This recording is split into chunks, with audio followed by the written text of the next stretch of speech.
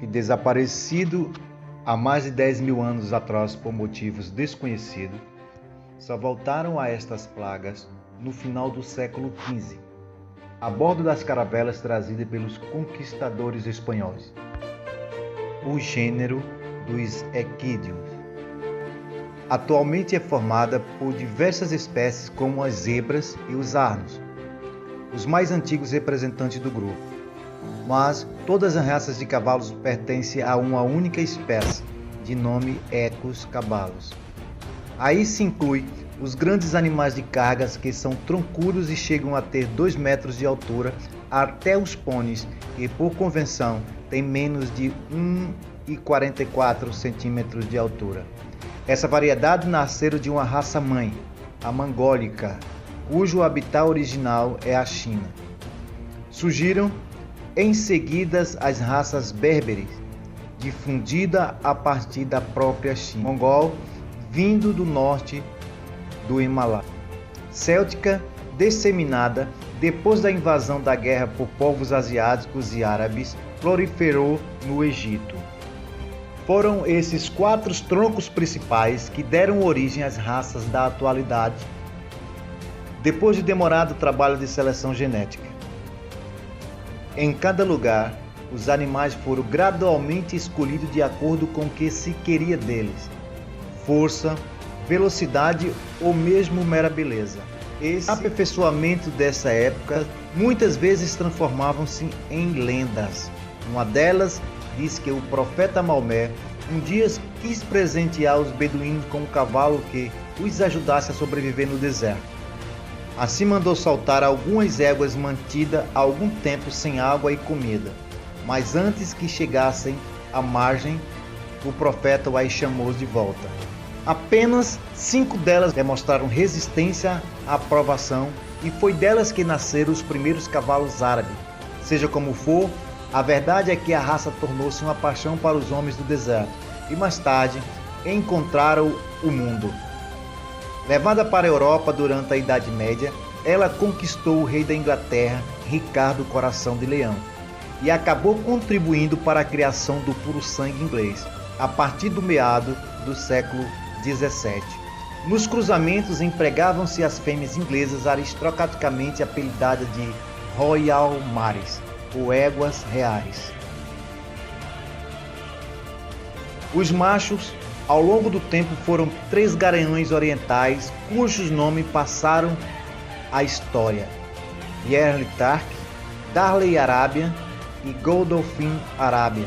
Estes últimos ainda hoje é responsável por 40% dos genes de qualquer puro sangue vivo. É personagem de uma novelesca história, pois o seu verdadeiro nome era Chan e sua origem berbere, em vez de árabe. Presenteado pelo rei da Tunis, a Luís V, rei da França, que não ligava para cavalos.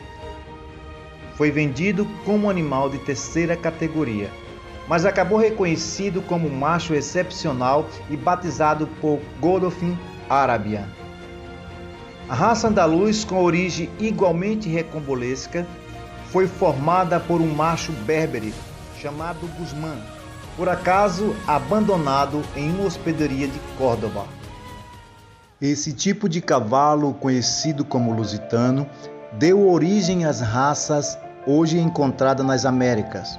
No Rio Grande do Sul, por exemplo, formou-se a raça crioula, a que mais se encaixa nos padrões que definem os antigos berberes chineses. O manga larga, muito comum no Brasil, também surgiu do andaluz, assim como o passo fino do Peru e o chiquezal, decimado entre os índios da América do Norte.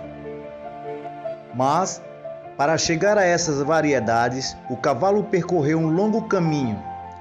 Até onde se sabe, as primeiras grandes criações ocorreram na fronteira da Europa com a Ásia, entre povos hindus, europeus como os riscos, citas, dármatas e mitanes. Talvez por serem originariamente nômades ou seminômades, esses povos ganharam a fama de bárbaros. Detinham, porém, a tecnologia dos animais para a tração de carga ou de veículos e não hesitaram em usá-lo na guerra. Os carros bélicos foram observados pela primeira vez no Egito e na Mesopotâmia, na época em que os riscos chegaram a essa região. Um dos seus primeiros feitos de vulto, em 1720 a.C., foi assumir o governo da antiga cidade de Avares, importante centro regional do Império Egípcio. Ao contrário do que se poderia pensar, as excursões nômades já não são descritas exatamente como uma invasão. Embora, vez por outras, ocorressem violentos confrontos armados entre os líderes locais e os imigrantes, na maior parte do tempo havia produtivo intercâmbio de ideias e conhecimentos. No Egito, dessa forma, os riscos repetiram uma estratégia comum a todos os índios europeus. De imediato, fundaram aristocracias militares em localidades já existentes, de onde exercia poderosa influência sobre a vida do império. Aceitaram, por exemplo, o deus egípcio Set. Em troca, as populações locais podem ter assimilado o uso de montarias e aprendido a metalurgia do ferro.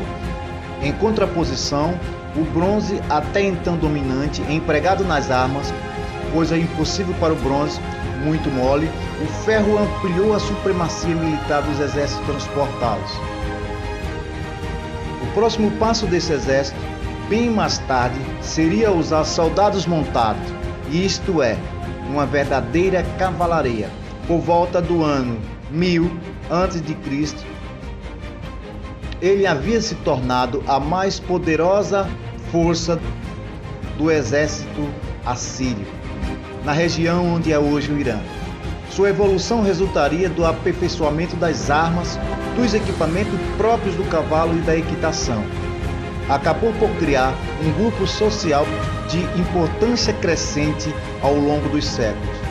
Os cavalheiros ganhariam especial notoriedade durante a Idade Média, quando apenas os nobres, filhos dos grandes senhores de terras, podiam candidatar-se a tal título. Nos exércitos, a cavalaria continuou como uma força fundamental até a metade do século XIX. A partir daí, o seu poder passou a ser limitado pelas pistolas e pela utilização dos canhões. A arte de montar não perdeu com isso, pois havia se tornado uma apreciada forma de lazer. As corridas a cavalo estão entre os mais antigos esportes equestres, que tiveram destaque desde as Olimpíadas gregas. Em seguida, as corridas de bigas em Roma e em Constantinopla tornou-se uma febre. O entusiasmo pela competição diminuiu nos séculos posteriores para surgirem apenas ao tempo das cruzadas. A criação de escolas de equitação, a partir da Renascença, deu origem à competição como o salto, o polo, a caça-raposa e a mais recente, os rodeios, enduros e cavalgadas.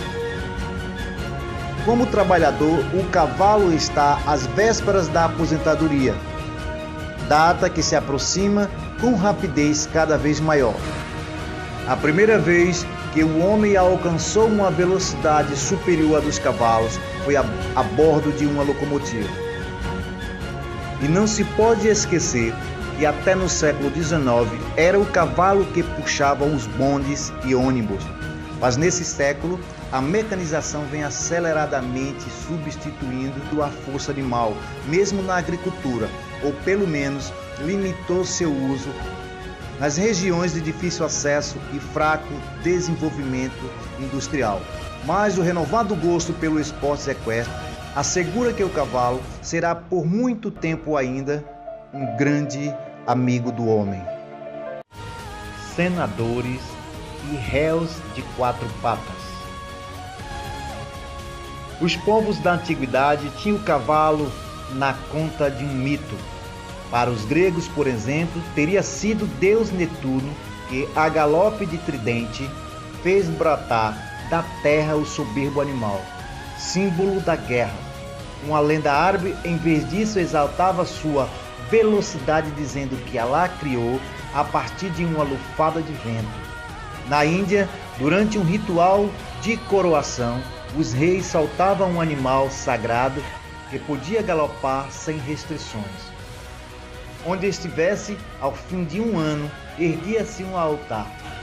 Já nos tempos japoneses, as mulheres estéreis tocavam o cavalo esculpido de bronze, em tamanho natural, na esperança de ter filhos.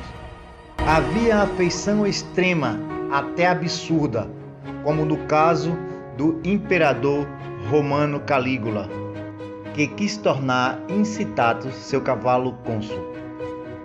Para o sábio romano Plínio, a inteligência do cavalo era quase humana e citava o cavalo do certo rei Nicomedes, que teria se deixado morrer de fome após a morte do seu senhor. Na Idade Média, cavalos ditos sábios eram vistos como feiticeiros e queimados vivos.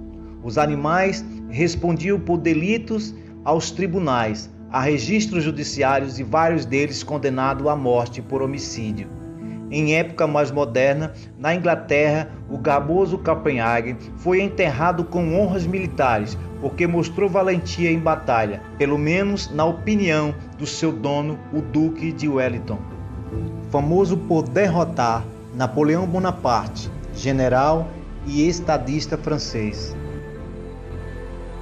Um cavalo brasileiro. Formada no Brasil, a raça manga larga ilustra como nasce um novo cavalo.